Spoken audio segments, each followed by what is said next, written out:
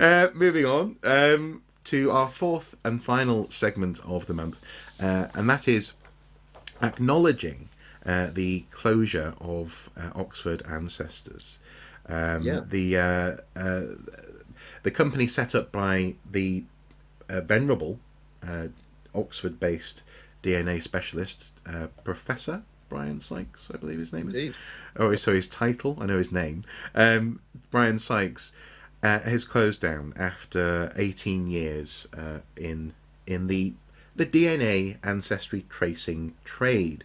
And Now, I think you were saying venerable. I'm just looking at his bio now. Fellow of Wolfson College and mhm, emeritus professor of human genetics at Oxford. yes, absolutely, and also author Impeccable of academic credentials. well, yeah, and also author of some very famous books. One of them being The Seven Daughters of Eve, a wonderful Yep. book. Which, okay, yeah, genetic research is questioning elements of this theory now. But the point is that's science. That's how it works. Yeah. But he came up with some very good ideas that are still very current, and his research is and the research produced by his colleagues continues to be very important.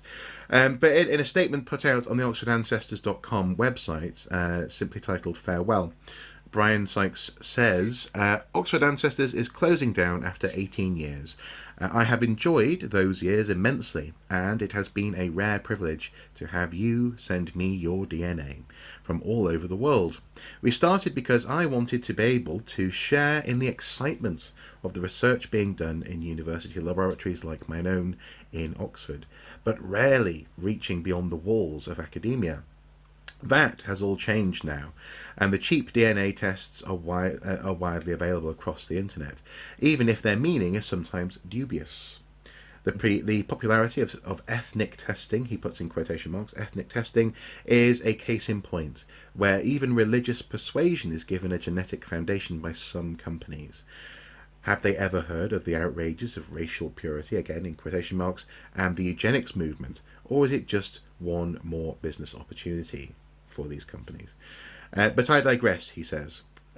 Thank you all for your patronage over the years. I am leaving Oxford this summer to live abroad and write more books, and I did not feel the company, Oxford Ancestors, could be run well like that. In practical terms, all outstanding orders will be fulfilled in accordance with our terms and conditions, and databases will operate as usual for a few more months.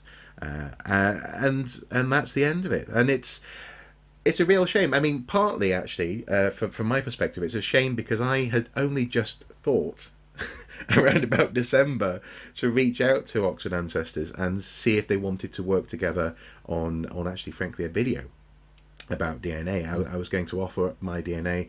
We were going to talk about what the process was, what the results meant, and crucially, what they didn't mean. So Yes. the fact of the matter is I wouldn't be able to say I'm a Viking, for example, as they say in the Ancestry.com advert for their DNA testing. Mm. But it is companies though like Ancestry and 23andMe which have, just to go back to my initial opening statement about this, turned this into a trade. Yeah. This has become a trade, and it seems to be one that Sykes is concerned about because the reason why I was interested in offering up my DNA, and it is offering, you know, you're handing over data to these companies, and we've talked about that in the past. Mm. In previous watching brief videos, there are questions about what happens with this data. Yeah. But I was offering or going to offer my DNA to Oxford Ancestors because they were using it as part of a vetted and comprehensive genetic study. They're building up a profile, for example, of Britain, but also places from around the world. And the results that they offered were more expensive, but also much more minute in their detail. There was maternal ancestry, paternal ancestry, and various other nuances to the testing that they were doing. I suppose what I'm saying is they weren't offering simple answers. Do you think that's part of the problem that the Oxford Ancestors have been out competed by people who are offering, in that sense, simple answers? I think you may be onto something there for definite. Um, it's it's interesting, isn't it, that Oxford Ancestors came from an academic route. Hmm. Now, okay, maybe an academic legitimately finding a way to monetize a particular kind of expertise. and popularise it at the same time. That's not, I don't have a problem with that. And also pay for the research. And pay for the research, Hmm. exactly, and provide a properly controlled, regulated research database Hmm. of, Hmm. that's again, that's absolutely legitimate and fine. Hmm. Um, I think, yeah, Well, I'm sorry, just briefly, go on. in a related, hold that thought, in a related element, for example, in other um, academic pursuits like chemistry Yeah, or physics, they often license out things like certain cloths or materials for mm, that purpose. It can become a commercially viable product, but it's also helping absolutely, to fund research. Yeah. absolutely, Hmm. and yeah, it's research and development is at the it's a core part of funding in Yeah. higher education these days, and so it should be. Hmm. Um, you know, it, and and uh, but I think perhaps the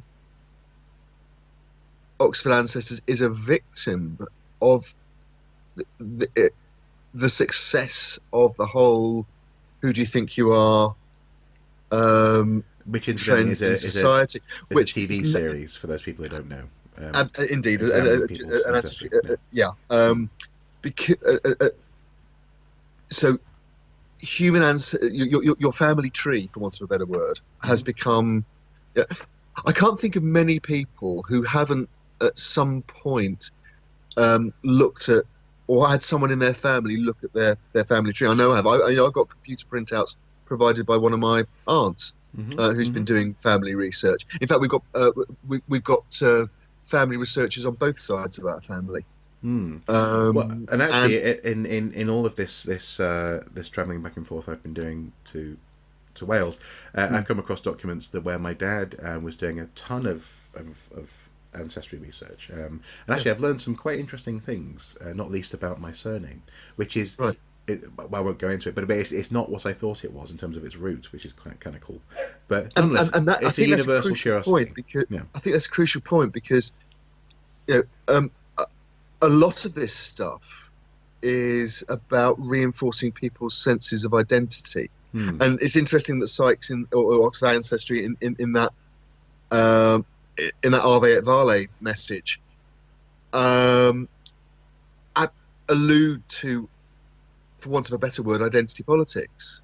Yeah. Um, Well, and also the People fact. wanting to affirm that they're African or Jewish or whatever, Hmm. and using DNA to do that, Well, and or also claiming to be able to use DNA to do that.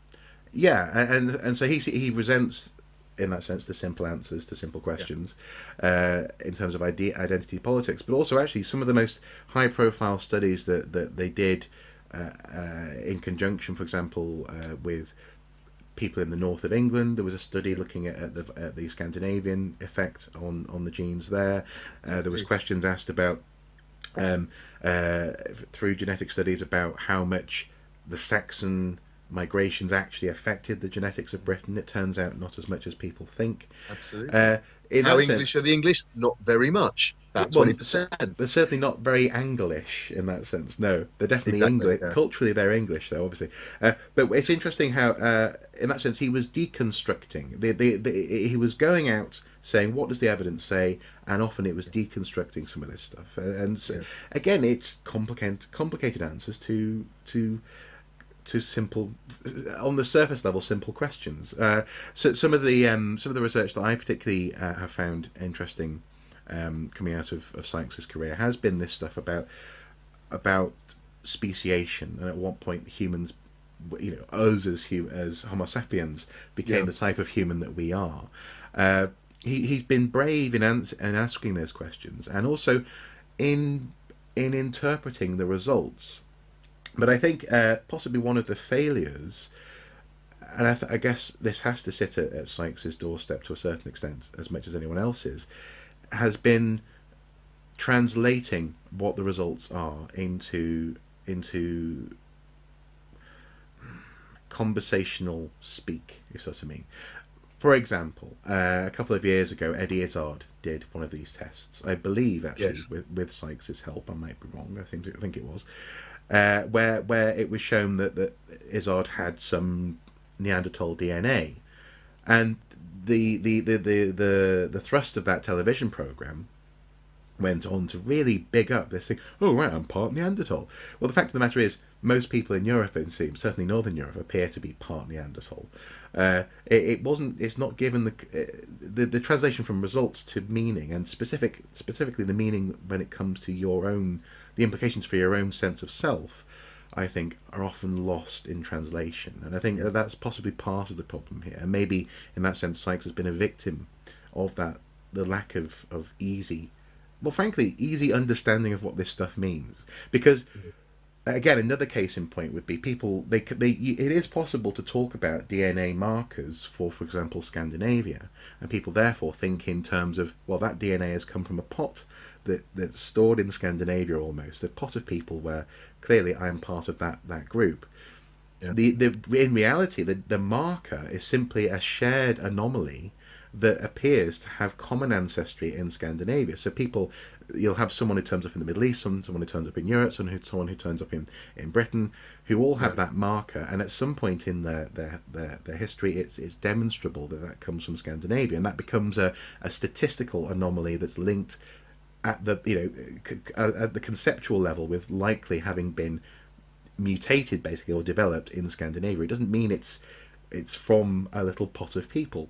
And again, that idea, it's complicated and it hasn't been adequately explained, I think. And so I think that's part of the problem, is that it is hard to say, when someone says, what do your DNA results mean? And you say, what do your DNA results mean? And you can't easily say, well, I am part gingerbread man, then it becomes much more complicated, and maybe there's a need to develop language where people can talk about haplogroups and subgroups and this kind of thing without resorting then to simple or white, pun intended, whitewashing. It's just occurred to me. It's just occurred to me actually while you've been saying that, Mark, that I think one of the other problems that the DNA research has run up against in terms of the public perception of it is that so often in the media, and I'm thinking of cases from whether it's a criminal case or something like Richard III in the heritage world, in the archaeological world, DNA is seen as a magic bullet. Yeah. It provides you a single clear answer. Yes, this person was guilty. Yes, this person almost certainly was Richard III. Yeah. You know, it eliminates ambiguity. Whereas in fact, the whole essence of the DNA research at the academic level that Brian Sykes pioneered was that it was actually, there was a lot of ambiguity, and it took a lot of very smart thinking to work out what these different haplogroups and the relationships between them actually mean. Yeah, I suppose to express it geometrically, what do these patterns and shapes mean? Absolutely. What do these intersecting statistics imply? Exactly. And so again, hats off and a tremendous salute to Oxford ancestors and the work of Brian Sykes. But maybe, and hopefully, this won't be the last, as it were, academic end version of this sort of company. There's definitely, I think, now a niche for this. Hopefully the databases that they produced will be made available to anyone who wants to pursue this sort of research. But I think anyone entering this market with the desire to have a bit more accountability or a bit more nuance in terms of their interpretations, and that's what they are, their interpretations, would do well to learn possibly some of these lessons about crucially about communication, I guess. Communication. Absolutely. I'd make one more point as well, and I think anybody moving into that area with that kind of approach in mind would also be up against the danger that people don't want complexity. They don't want ambiguity. No. And that's what the mass market DNA companies have latched onto. And then given that, our academic work, our archaeological practice happens as part of the real world. We're not insulated from what's going on in the real world. The identity politics that we're seeing now, people want to identify as a particular group, whatever it happens to be. In many cases, an area which, by its nature, shows that the heritage of all of us is in many ways very rich and diverse and goes off in unexpected directions, can be quite uncomfortable to come to terms with. Yeah. Or as I've said, the realization that, God forbid, we're all one species can, for some people, be deeply uncomfortable. Well, actually, in that sense, for example, I recently found out that my wife, I knew that she had, because of her surname is an anglicization of a German surname, even though she's from Northern Ireland, and her family for quite a fair distance back is from Northern Ireland. There are links with the Huguenots and the Palatinates, I think, from Northern Germany. There's an awful lot of European stuff immediately flowing into that family, and she finds it genuinely interesting, and I think that I find hopeful. I find that kind of encouraging, that it is possible to be intrigued by the quagmire that very quickly becomes humanity, as opposed to sort of going, "What? I'm not an island? Goodness me!" Yes. Yes. As the poet once said. As the poet once said.